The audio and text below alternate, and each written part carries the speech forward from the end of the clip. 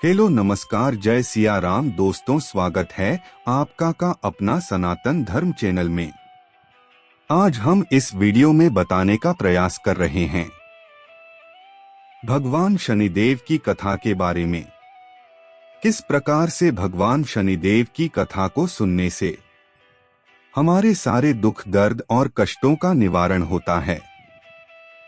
इस कथा को सुनने से हमारे जीवन में हमेशा सुख और शांति बनी रहती है और हमारे जीवन में कभी साढ़े साती का प्रभाव नहीं पड़ता है।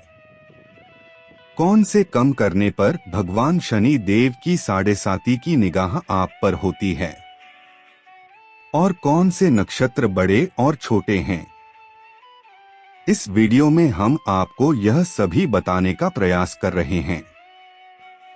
और यदि आपने हमारे चैनल को सब्सक्राइब नहीं किया है तो हमारे चैनल को लाइक, सब्सक्राइब और शेयर जरूर करें ताकि हमारा मनोबल बढ़ता रहे और हम इसी प्रकार की वीडियो आपके पास भेजते रहे। एक समय की बात है कि नवग्रहों के बीच श्रेष्ठता को लेकर विवाद हो गया।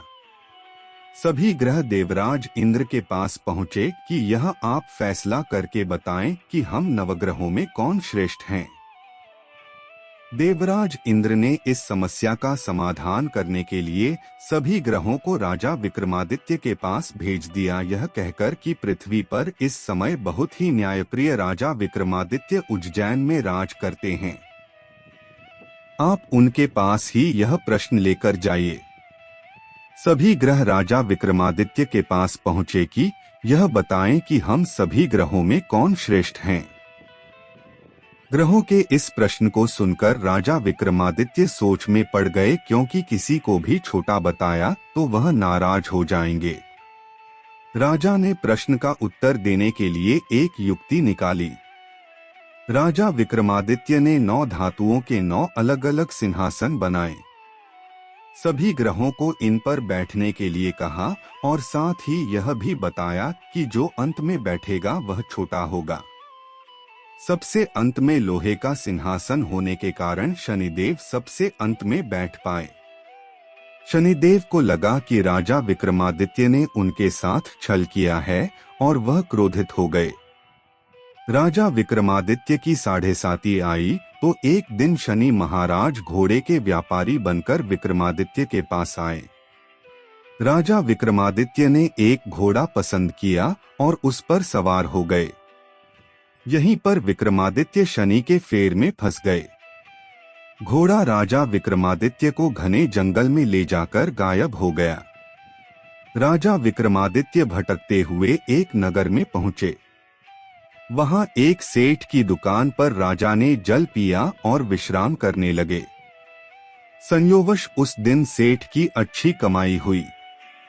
सेठ को लगा कि यह व्यक्ति उसके लिए भाग्यशाली है और उस पर दया करके अपने साथ घर ले आया। जब सेठानी भोजन लगा रही थी तब अचानक राजा ने देखा कि सामने की दीवार पर खूंटी में हार लटक रहा है, जिसे दीवार निगलता जा रहा है। एक समय की बात है कि नवग्रहों के बीच श्रेष्ठता को लेकर विवाद हो गया। सभी ग्रह देवराज इंद्र के पास पहुंचे कि यह आप फैसला करके बताएं कि हम नवग्रहों में कौन श्रेष्ठ हैं। देवराज इंद्र ने इस समस्या का समाधान करने के लिए सभी ग्रहों को राजा विक्रमादित्य के पास भेज दिया, यह कहकर कि पृथ्वी पर इस समय बहुत ही न्यायप्रिय राजा विक्रमादित्य उज्जैन में राज करते हैं। आप उनके पास ही यह प्रश्न लेकर जाइए। सभी ग्रह राजा विक्रमादित्य के पास पहुंचे कि यह बताएं कि हम सभी ग्रहों में कौन श्रेष्ठ हैं। ग्रहों के इस प्रश्न को सुनकर राजा विक्रमादित्य सोच में पड़ गए, क्योंकि किसी को भी छोट बताया तो वह नाराज हो जाएंगे। राजा ने प्रश्न का उत्तर देने के लिए एक युक्ति निकाली। राजा विक्रमादित्य ने 9 धातुओं के 9 अलग अलग सिंहासन बनाए। सभी ग्रहों को इन पर बैठने के लिए कहा और साथ ही यह भी बताया कि जो अंत में बैठेगा वह छोटा होगा। सबसे अंत में लोहे का सिंहासन होने के कारण शनिदेव सबसे अंत में बैठ पाए। शनिदेव को लगा कि राजा विक्रमादित्य ने उनके साथ छल किया है और वह क्रोधित हो गए। राजा विक्रमादित्य की 7.5 आई तो एक दिन शनि महाराज घोड़े के व्यापारी बनकर विक्रमादित्य के पास आए। राजा विक्रमादित्य ने एक घोड़ा पसंद किया और उस पर सवार हो गए। यहीं पर विक्रमादित्य शनि के फेर में फंस गए। घोड़ा राजा विक्रमादित्य को घने जंगल में ले जाकर गायब हो गया। राजा विक्रमादित्य भटकते हुए एक नगर में पहुंचे। वहां एक सेठ की दुकान पर राजा ने जल पिया और विश्राम करने लगे। संयोगवश उस दिन सेठ की अच्छी कमाई हुई। सेठ को लगा कि यह व्यक्ति उसके लिए भाग्यशाली है और उस पर दया करके अपने साथ घर ले आया। जब सेठानी भोजन लगा रही थी तब अचानक राजा ने देखा कि सामने की दीवार पर खूंटी में हार लटक रहा है, जिसे दीवार निगलता जा रहा है। सेठ को लगा कि खूंटी पर लटकता हार इसे अपरिचित ने चुराया है, तो उससे हार के बारे में पूछने लगा। राजा विक्रमादित्य ने अपनी असली परिचय छुपा लिया था और खुद को वीका नाम का उज्जैन निवासी बताया था। इसलिए सेठ को जब वीका ने बताया कि हार दीवार निगल गया है तो उसे यकीन नहीं हुआ और उसने राजा से हार चोरी की शिकायत कर दी। राजा ने विक्रमादित्य से हार के बारे में जानना चाहा तो उसने बताया कि उसके देखते ही देखते खूंटी ने हार को निगल लिया था। इस बात पर राजा क्रोधित हो गए और उन्होंने चोरी करने के अपराध में विक्रमादित्य के हाथ पैर काटने का आदेश दे दिया। राजा विक्रमादित्य के हाथ पैर काटकर उनको नगर की सड़क पर छोड़ दिया गया। कुछ दिन बाद एक तेली उसे उठाकर अपने घर ले गया और उसे अपने कोल्हू पर बैठा दिया। राजा आवाज देकर बैलों को हाँकता रहता। इस तरह तेली का बैल चलता रहा और राजा को भोजन मिलता रहा। शनि के प्रकोप की 7.5 पूरी होने पर वर्षा ऋतु प्रारंभ हुई। राजा विक्रमादित्य एक रात मेघ मल्हार गा रहे था कि तभी नगर के राजा की लड़की राजकुमारी मोहिनी रथ पर सवार उस तेली के घर के पास से गुजर रही थी। उसने मेघ मल्हार राग सुना तो वह मोहित हो गई। राजकुमारी ने दासी को भेजकर गाने वाले को बुला लाने के लिए कहा। दासी ने लौटकर राजकुमारी को अपंग राजा के बारे में सब कुछ विस्तार से बता दिया। राजकुमारी अपाहिज राजा से इस तरह प्रभावित हुई थी कि उसने मन ही मन यह निश्चय कर लिया कि वह अपाहिज राजा से ही विवाह करेगी।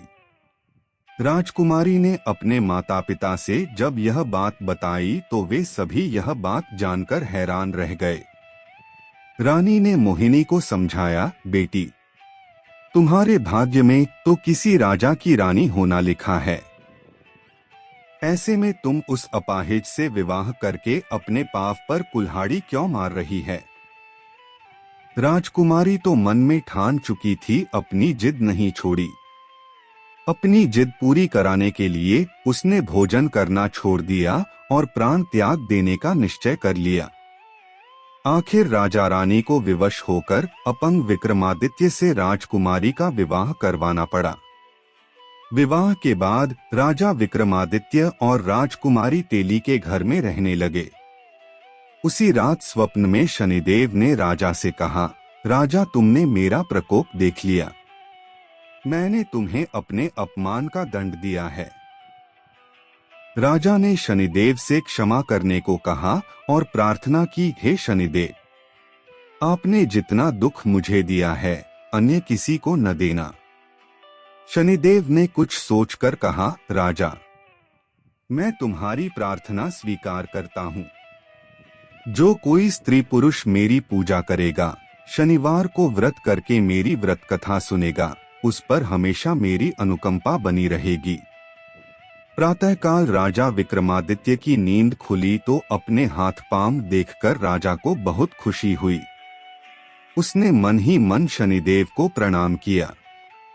राजकुमारी भी राजा के हाथ पैर सही सलामत देखकर आश्चर्य में डूब गई। तब राजा विक्रमादित्य ने अपना परिचय देते हुए शनिदेव के प्रकोप की सारी कहानी सुनाई। सेठ को जब इस बात का पता चला तो दौड़ता हुआ तेली के घर पहुंचा और राजा के चरणों में गिरकर क्षमा मांगने लगा। राजा ने उसे क्षमा कर दिया क्योंकि यह सब तो शनिदेव के प्रकोप के कारण हुआ था। सेठ राजा को अपने घर ले गया और उसे भोजन कराया। भोजन करते समय वहां एक आश्चर्यजनक घटना घटी। सबके देखते देखते उस खूंटी ने हार उगल दिया। सेठ जी ने अपनी बेटी का विवाह भी राजा के साथ कर दिया और बहुत से स्वर्ण आभूषण, धन आदि देकर राजा को विदा किया। राजा विक्रमादित्य राजकुमारी मोहिनी और सेठ की बेटी के साथ उज्जैन पहुंचे तो नगरवासियों ने हर्षपूर्वक नगर की सीमा पर ही उनका स्वागत किया। अगले दिन राजा विक्रमादित्य ने पूरे राज्य में घोषणा करवाई कि शनिदेव सभी ग्रहों में श्रेष्ठ हैं। सभी नगरवासी शनिदेव का व्रत करें और शनिवार को शनि की पूजा करें एवं शनि व्रत की कथा सुनें। राजा विक्रमादित्य की घोषणा से शनिदेव बहुत प्रसन्न हुए। शनिवार का व्रत करने और व्रत कथा सुनने के कारण सभी लोगों की मनोकामनाएं पूरी होने लगी।